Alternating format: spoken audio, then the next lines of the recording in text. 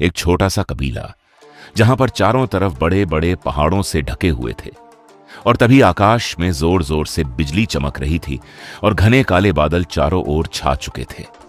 भारी बारिश होने ही वाली थी और तभी एक किशोर युवक ऊपर आसमान की ओर देखकर मन ही मन धीमे स्वर में बोला, मैं और ज्यादा देर नहीं कर सकता। अगर जल्द से जल्द मुझे कोई दिव्य औषधि ना मिली तो शायद अवसर मेरे हाथ से निकल जाए। उस युवक का नाम था आरव त्यांशु और उसकी उम्र अभी सिर्फ 16 वर्ष का ही था और वह अपने उम्र में भले ही छोटा था, पर उसकी काया हम उम्र से कहीं अधिक सुदृढ़ थी। चेहरा आकर्षक और युवा था, किंतु उसकी आंखों में परिपक्वता थी जो साधारण युवकों में दिखाई नहीं देती। हालांकि उसके दादा त्यांशु वंश के मुखिया थे, परंतु आध्यात्मिक नसों के अभाव के कारण आरव को स्वयं ही जड़ी बूटियां ढूंढनी ही पड़ती थीं। आध्यात्मिक नसें न होना मतलब साधना और युद्ध कला में आगे बढ़ना असंभव। बचपन से ही अपने शरीर को कठोर अभ्यासों से संवारा था, यहां तक कि वह गुप्त रूप से जंगली दानवों से भी भीड़ चुका था। जीवन मरण के अनुभवों ने लोहे की तरह मजबूत बना दिया था। आरव, तुम ऐसे खराब मौसम में यहां क्या कर रहे हो? बेटा, आंधी तूफान आने ही वाला है।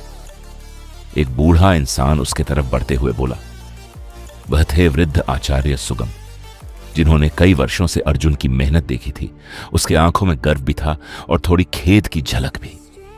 आरव ने लगातार 5 वर्षों तक अभ्यास किया था, लेकिन अब भी वह नश्वर कला द्वितीय स्तर पर अटका हुआ था, जबकि त्यांशु वंश के कई युवक उससे कहीं आगे पहुंच चुके थे।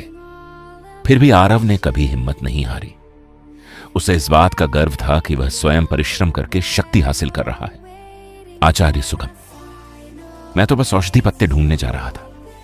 आरव ने मुस्कुराया और वृद्ध ने आह भरते हुए बोला, बेटा, आध्यात्मिक नशे के बिना जीतना चाहे अभ्यास करो, साधना में चाह के भी आगे नहीं बढ़ पाओगे, ऐसी बातें आरव ने बचपन से सुनी थी, लेकिन वह कभी भी हार नहीं मानी।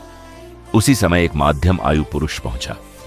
आरव, तू सचमुच ऐसे मौसम में बाहर जाएगा?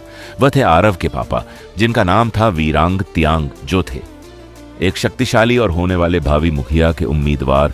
अपने पुत्र के कमी के बावजूद उसने हमेशा अपने पुत्र का हौसला बढ़ाया और समय समय पर उसे मूल्यवान औषधियां दी, लेकिन वह औषधियां भी आरव पर असर नहीं कर पाती थी। कर्ण त्यांशु ने हल्की मुस्कान के साथ एक छोटी सी डिबिया उसकी ओर उछाली। आरव ने उसे बिना देखे ही पकड़ लिया। उसे मालूम था कि उसमें कोई औषधि गोली होंगी। धन्यवाद पिताजी, अब मुझे अपने दादू के यहाँ की मुर्गियां चुराने की जरूरत नहीं पड़ेगी। उसकी शरारती बातें सुनकर आचार्य सुगम दादाजी के होठों में शिकन आ गई। आरव के जाते हुए पिता ने एक गहरी सांस ली। यद्यपि उनका कद बहुत ऊंचा था, औषधियों पर बुजुर्गों का कठोर नियंत्रण था। अपने पुत्र के लिए ही केवल थोड़ी सी ही बचा पाते थे। अफसोस, वह भी पर्याप्त प्रभाव नहीं डाल पाती थी। कबीले से दूर एक सुनसान और भयावह जगत थी मौत की घाटी। यह स्थान सदैव घने काले कोहरे से और मृत्यु की आभा से भरा रहता था। भयंकर वर्षा में एक किशोर अपने नंगे शरीर के साथ उस खतरनाक घाटी के दीवारों से नीचे उतर रहा था। वह और कोई नहीं बल्कि आरव त्यांग था। लोग उसे पागल कहते, क्योंकि यहां आना मौत को बुलावा देना था। किंतु आरव को विश्वास था इस मौत के घाटी के पीछे कुछ रहस्य छिपा है। उसका अनुमान था कि यहां एक प्राचीन औषधि संजीवनी औषधि कहा जाता था, कि यहां घास मृत कंकाल में भी जीवन लौटा सकती थी। यह केवल उन स्थानों पर मिलती है जहां मृत्यु की गहन ऊर्जा भरी हो। आज के बारिश के घाटी के काले धुएं को दबा दिया था। आरव को नीचे का हिस्सा दिखाई दे रहा था। यही मौका था। घंटों के मेहनत के बाद उसने देखा एक सफेद चमक आकृति। उसका दिल तेजी से धड़कने लगा। संजीवनी बूटी। वह प्रसन्नता से चिल्लाया। घास का रंग चट्टानों जैसा था, इसलिए उसे पहचानना कठिन था, लेकिन आरव को पूरा विश्वास था। उसने नीचे पहुंचकर घास को सावधानी से उठा लिया। उसमें प्रबल ऊर्जा, जीवन महसूस हो रही थी। हाँ, अब किस्मत मेरा साथ देगी। उसने मुस्कुराते हुए अपनी थैली में रख लिया, लेकिन ऊपर चढ़ने लगा। पूरी घाटी हिलने लगी, पत्थर टूटकर गिरने लगे। आरव घबराकर ऊपर देखा। एक विशाल चट्टान उसकी ओर लुढ़क रही थी। नहीं, अभी अभी संजीवनी बूटी मिली थी और यह विपत्ति आ गई। ओह, पत्थर पकड़ने की कोशिश करता है, लेकिन चट्टान टूट जाती है और उसका शरीर गहरे गड्ढे में गिर पड़ता है। जब कुछ समय के बाद उसकी आंखें खुली तो वह पाया कि किसी गहरे जलाशय में है, जहां चारों ओर सफेद आभा फैली हुई थी।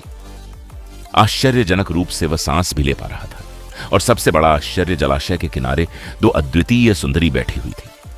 उनकी लंबी केश राशि झरने जैसी थी और देह जेठ पत्थर सी निर्मल, वे वस्त्रहीन थी।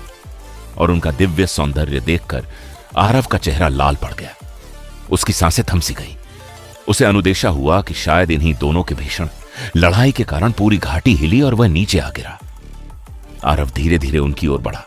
उसके मन में गुस्सा भी था और जिज्ञासा भी। इस नरक में उसे संजीवनी बूटी भी मिली, और उसे यह दृश्य भी मानो यह नरक नहीं स्वर्ग हो।